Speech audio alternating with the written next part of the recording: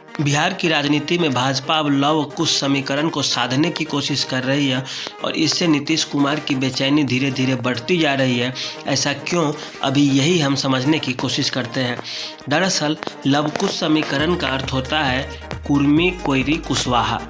जो लव है उसे कुर्मी जाति से समझा जाता है और जो कुश है, जो भगवान राम के दो बेटे थे लव और कुश, उसमें कुश है, उसे कुशवाहा जाति अपना वंशज मानती है और जो कुर्मी जाति है वह लव को अपना वंशज मानती है। और यह लव कुश समीकरण बिहार में लंबे अरसे से नीतीश कुमार के साथ रहा है, लेकिन भाजपा अब यह दोनों को अपनी ओर खींचना चाहती है। और ऐसा क्यों? क्योंकि इसकी जो आबादी है वह 7% से ज़्यादा है बिहार में।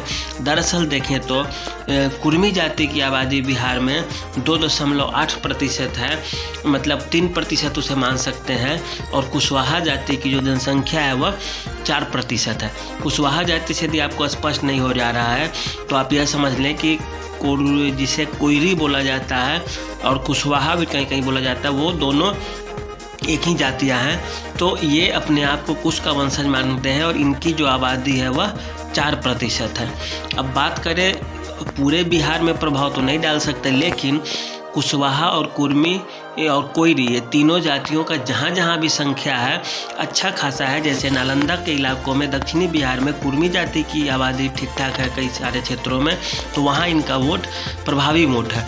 कुशवाहा जाति की बात की जाए तो वो भी 4% है, अच्छा खासा उनका संख्या है जहाँ भी है। बात यही रुकती है कि अब इन्हें कैसे साधा जाए। तो जो भाजपा को जो अभी एक नया चेहरा बिहार में मिल गया है सम्राट चौधरी के रूप में, वे कुशवाहा जाति से आते हैं, कोयरी जाति से आते हैं और उनका अपने जाति में, अपने समाज में अच्छा खासा पकड़ है।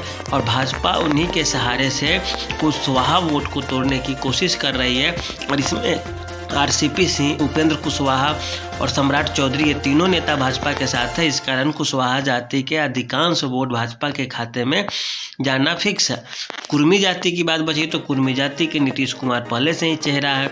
अब तक की जो स्थिति है, कुर्मी जाति नीतीश कुमार से बहुत ज़्यादा नहीं टूट पाई है। 5-10% टूटी हो तो वह राजनीति में बहुत मायने नहीं रखता है। बात रही अब कैसे साधा जाए, तो दरअसल कुशवाहा लव कुश समाज के द्वारा एक रैली निकाली जा रही है जो राम मंदिर के लिए जा रही है। और उस रैली में जो पटना से निकलेगी वैशाली जाएगी, वैशाली से सीतामढ़ी जाएगी, सीतामढ़ी से वाल्मीकि नगर, जो भगवान राम से जुड़े स्थान है वहाँ से जाते हुए अयोध्या पहुँचेगी। और इस तरह हिंदुत्व के मुद्दे को उछाल कर भाजपा बिहार में लव कुश समीकरण साधने की कोशिश कर रही है। और यह समीकरण दोनों अगर एक साथ किसी भी पार्टी के पाले में गया तो पार्टी भारी पड़ जाएगी। और चूंकि यह नीतीश कुमार के हाथ में वोट बैंक था बहुत पहले से, इसी कारण अब नीतीश कुमार की बेचैनी भी बढ़ती जा रही है। यह जरूर है कि कुशवाहा जाति, उसमें से जो लव कुश समीकरण का अधिकांश भाग, जो 4% का अंश है या हिस्सा है, वह पहले ही भाजपा से जुड़ चुकी है और भाजपा की आइडियोलॉजी से उनका पुराना रिश्ता रहा है कुशवाहा समुदाय का। अब बात बचती है कुर्मी जाति की, तो मुझे नहीं लगता जहां तक हो पा रहा है कि कुर्मी जाति इतनी जल्दी आसानी से भाजपा के खेमे में आएगी या पटेगी जब तक नीतीश कुमार राजनीति में है। आगे क्या होगा यह तो कोई नहीं जानता, लेकिन वर्तमान में यही है कि कुर्मी जाति अभी भी भाजपा के साथ उतने संख्या में नहीं है जितना होना चाहिए या न के बराबर है। हाँ, यह जरूर है कुशवाहा जाति ज़्यादा संख्या में टूट चुकी हैं और भाजपा की तरफ आ गई हैं। आगे क्या होगा यह तो बाद का चीज़ है। हिंदुत्व का मुद्दा क्या इन्हें खींच पाएगा अपने में, यह तो बाद में होगा। लेकिन इसी तरह से भाजपा कोशिश कर रही है कि हम अपना राजनीति चमकाने के लिए लव कुश समीकरण को तोड़ें और अपनी ओर खींचे। देखिए कहाँ तक सफल हो पाता है वो हम बाद में बताएंगे।